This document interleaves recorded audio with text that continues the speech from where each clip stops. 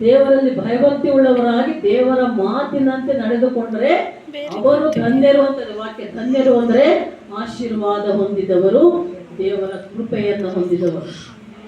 ಈಗ ನೀವು ದೇವರ ಸನ್ನಿಧಿಯಲ್ಲಿ ಮಂದಿರದಲ್ಲಿ ಇದ್ದೀರಾ, ಇಲ್ಲಿ ನಾವು ಬದುಕಿದ ಮೇಲೆ ನಾವೆಲ್ಲ ಸೇವಕರಾಗಿದ್ದೇವೆ ಅಂದರೆ ನಾವೆಲ್ಲರೂ ಧನ್ಯರೇ ಅಲ್ವಾ? ನಾವೆಲ್ಲರೂ ಧನ್ಯರೇ. ಆಶೀರ್ವಾದವನ್ನು ಸುಮ್ಮನೆ ಯಾಕೆ ಬರ್ತೇವೆ ದೇವರ ಸನ್ನಿಧಿಗೆ? ಈಗ ಎಷ್ಟೋ ಜನ ಈ ಅಗಲಗಂಡಿ ಗ್ರಾಮದಲ್ಲಿ ಎಷ್ಟೋ ಕುಟುಂಬಗಳಿವೆ, ಮಕರಿಕೊಪ್ಪದಲ್ಲಿ ಎಷ್ಟೋ ಕುಟುಂಬಗಳಿವೆ, ಎಷ್ಟೋ ಮನೆಗಳಿವೆ. ಆದ್ರೆ ಇಲ್ಲಿ ಬಂದು ಕುಳಿತವರು ನೀವು ಕೆಲವರೇ, ನೀವು ಧನ್ಯರು. ಯಾಕೆಂದ್ರೆ ದೇವರ ಮಾತನ್ನು ಕೇಳಿದ್ದೀರಾ, ತಿಳ್ಕೊಂಡಿದ್ದೀರಾ.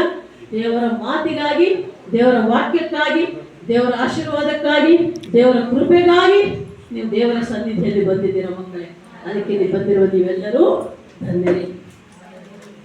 ಈ ಧನ್ಯತೆಯನ್ನು ನಾವು ಹೊಂದಿಕೊಳ್ಳಬೇಕಂದ್ರೆ 128 ಒಂದನೇ ವಾಕ್ಯ ಹೇಳಿತು, ದೇವರಲ್ಲಿ ಭಯಭಕ್ತಿ ಉಳ್ಳವರಾಗಿರಬೇಕು ಮತ್ತು ಆತನ ಮಾರ್ಗಗಳಲ್ಲಿ ನಡೆಯಬೇಕು.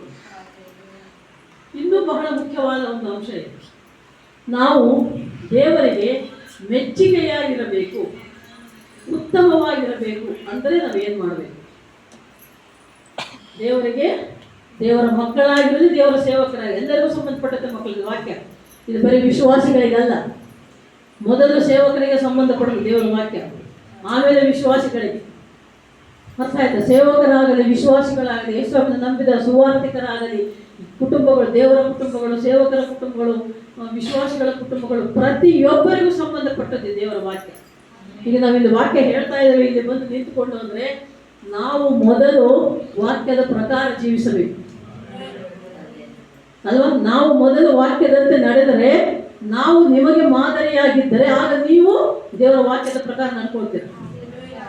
ಮೊದಲು ನಾವು ಸೇವಕರಾದವರು ದೇವರಿಗೆ ಉತ್ತಮವಾಗಿರಬೇಕು, ದೇವರಿಗೆ ಮೆಚ್ಚುಗೆಯಾಗಿರಬೇಕು. ನಮ್ಮ ನಡೆನುಡಿಯನ್ನು ನೋಡಿ, ನಮ್ಮ ಜೀವನದ ರೀತಿ ನೀತಿ ನೋಡಿ, ನಮ್ಮಲ್ಲಿರುವ ಕೃಷ್ಣನ ಪ್ರೀತಿಯನ್ನು ನೋಡಿ, ಆಗ ನಿಮ್ಮಂಥ ಅನೇಕ ಆತ್ಮಗಳು ದೇವರ ಸನ್ನಿಧಿಗೆ ಬರುವುದಕ್ಕೆ, ದೇವರ ರಕ್ಷಣೆಯಲ್ಲಿ ಬರುವುದಕ್ಕೆ ಸಾಧ್ಯವಾಗ್ತದೆ ಮಕ್ಕಳೇ. ಅದಕ್ಕೆ ಪ್ರತಿ ಸೇವಕರು, ಪ್ರತಿ ಸುವಾರ್ತಿಕರು ನಾವು ಮಾದರಿಯಾಗಿರಬೇಕು ಅಲ್ವಾ? ಈಗ ಸ್ಕೂಲ್ಗೆ ಹೋಗ್ತಾರೆ, ಕಾಲೇಜ್ಗೆ ಹೋಗ್ತಾರೆ ಮಕ್ಕಳು, ಅವ್ರ ಮಕ್ಕಳಲ್ಲಿ ಯಾರನ್ನು ನೋಡ್ತಾರೆ? ಟೀಚರ್ನ ನೋಡ್ತಾರೆ. ಆ ಸ್ಕೂಲಲ್ಲಿ ಟೀಚರ್ ಏನು ಹೇಳ್ತಾರೋ ಅದನ್ನೇ ಕೇಳೋದು ಮಕ್ಕಳು.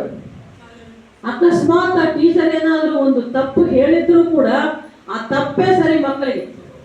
ಮನೇಲಿ ಬಂದಾಗ ಅಪ್ಪ ಅಮ್ಮ ಏನಾದರೂ ನೋಟ್ಸ್ ನೋಡಿ ಏನಿದೆ ಹೀಗೆ ಬರ್ತಿದೆಯಲ್ಲ, ಇದು ಹಿಂಗಲ್ಲ ಹಿಂಗೆ ಅಂದರೆ ಇಲ್ಲ ಇಲ್ಲ ಅದು ನಮ್ಮ ಟೀಚರ್ ಹೇಳಿದ್ರೆ ಅದೇ ಸರಿ ಅಲ್ವಾ?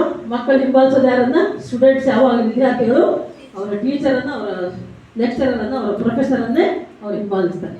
ಹಾಗೆ ಇಲ್ಲಿ ಸಭೆ ಅನ್ನೋದು ಕೂಡ ಒಂದು ಶಾಲೆ ಕಾಲೇಜ್ ಇದ್ದ ಹಾಗೆ ಅಂದ್ಕೊಳ್ಳಿ ಮಕ್ಕಳೇ. ಇಲ್ಲಿ ವಿಶ್ವಾಸಿಗಳು, ನೀವು ಸೇವಕರಾದ ನಾವು ಏನು ಹೇಳ್ತೀವೋ ಆ ಮಾತನ್ನು ನೀವು ಸರಿಯಾಗಿ ಕೇಳಿಸಿಕೊಂಡು ಆ ಮಾತಿನ ಪ್ರಕಾರ ಜೀವಿಸಬೇಕು.